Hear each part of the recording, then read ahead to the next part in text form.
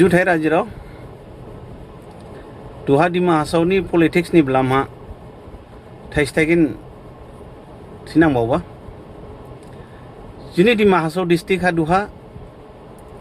गुसु गोथार सेन्टेप थिलायसिबा तेला गुसु गोथार थिलायदारलेला जिन हाथान लाजा दं नांगेदा ना रायजोआव ना बेदेहे तो दाइनेल लांथासानि बुमा मलाइन जादि गुसु थिथिदु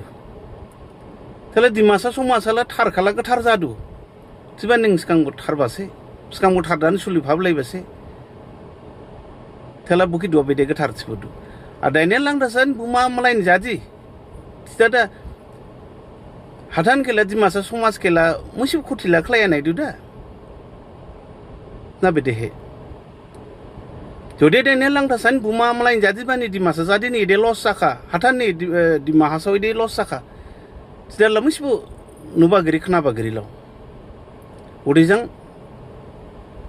बहाबाके गुसु गोथार केथलायदारा लाबगिरि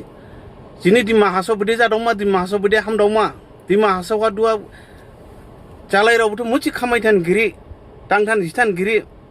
माइलामगिरि बुकिला सावसिबथियाल' दिनै नाय राजिराव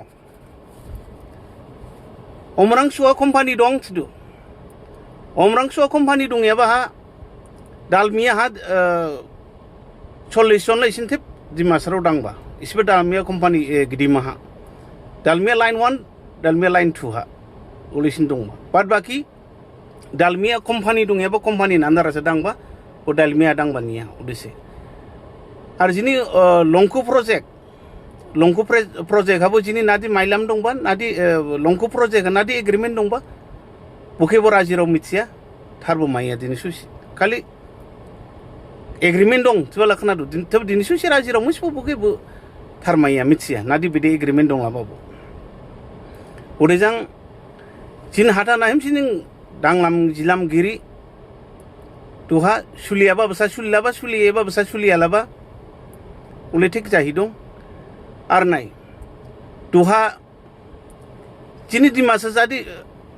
आ बिदि बिले सुसि दुखु हादि जाहिदों बकिले आं थियाखाबो ख्रिबो नुदु जिं पलिटिक्स मालावदादा इले सुसि जिं जिनि दिमा हासावा जिं इले सुसि जिं पलिटिक्स हाबलायखा जे सेरेबान बिसिक स्कलारशिप माइमाने राइट दं तब बुन बुफा बजांबाय हेर बजांगा बाबानि तिदा बके सुसिबो जिं खाथिलायदु बा बुन बदा सेरे बजांगा बाबानि ति सुसि खाथिलायदु जिं पलिटिक्स उले सुसि थुदादा हाबका दाउले जों बिदि हाथान जादोंमा अदिबानि राजिराव बावथाय इस्लायमा नांदु जाथाय इस्लायमा नांदु दिनै नाय सेरेबा जादे दिमा हासावा हा बिगा बिगा बुब्रा 1300 बिगा मालिक गैयाबा सुसिबो दुआ दिमा हासावा हा बुब्रा दं तले जिने नेक्स्ट जेनेरेशन ना सुंगिरिखा नेक्स्ट हाजाया हा दिमा जादला दुआ काउन्सिला खामेराव खामदादा दु काउन्सिलनि याव नाला इबो न्यावना हाउसिबो हाजा दा हाजाय सिटिं इबो न्यावना हाउसिबो हा फाटा दाखलै सिटिं इबो न्यावना दा हाउसिबो हादाम दादां सिटिं उदेहेना बेदेहे इबो बावथाय एमसिन जाय एबा ग्रावथाय आर नाय जिं जिन्दाना नलायनि सुंगथ' हा फाटा खालायमान क्लेदा बेले सुसि दुखु जादु हा फाटा एप्लाइ खालायबानि याव ना फाटवारि रावके फन माइया फाटवारि जों साइलेबा माइया जलायबा माइया खालि सीएम नेम जिनथे फाटवारि राव बुथु दिनदाना खुसि दांबा बुकिला राजिराव बुख्रिबो नुदु एबो रकम नादि निसिला फाटवारिला नादिनि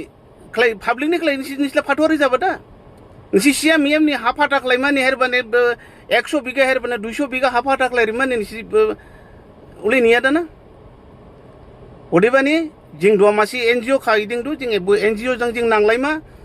कयेकजन आर फाटवारि हामि एबाबुथु दं बुथुन बसवा जिं हाइकोर्ट केस रिमा आर ओदेहे इबो दालमियान हाबाबो जिं बुसिन एग्रीमेंट के फुनु तिदा जिं दालमिया के जिं हाइकोर्ट केस खालायदा दिंदु कारण बुसिन हा लाइन 2 दुआ दां एबा ब्रासुसि सुलायदु बबिसि ओरा थांगाबो हादाम दाम दांथान गिरि जिथान गिरि ओरा सुइ थांगाबो ओराबो थिदु एरा सुसि जिन दालमियानि से ओरा सुसि जिन दालमियानि से तले बेदि जामा ब्रा दांमा जिमा मासाराव अदेबानि नांयाबा केथिलाय जों गुसु गोथार केथिलाय लाबगिरि हादान जादाव मानांदो हामदाव मानांदो जों हाजाय दादा दुआ दंखानै जों हिथारलांमा लिंथारलांमा जिन सावानै जों हादानखौ स्टाम सलांमा बौलेबा बिसारखौ दाख्लायलाय मोजां सिसि जिं हाजायबानियाव जिनयावनाबो सुबुं दंमासे जिनयावनाबो दिमासा हाजायमासे दिमासा थरायमासे अदेबानि सावजांनि गिजिन बिसार दाख्लायलाय इबो बिसार हामि एबा बिसार दायावायलाय पलिटिक्स दे समाजता दे बायनि गिदि दाव दिमासा समाज बाखाल मां फाइबाबले पलिटिक्स लागासिनो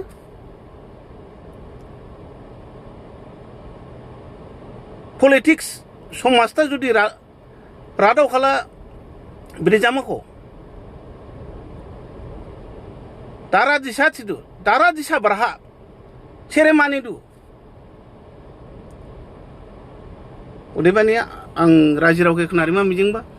इलिलियाबा जाथायबुदु हामिया अदेबानि जों दु फाइगिनियाबा इलेक्शन हा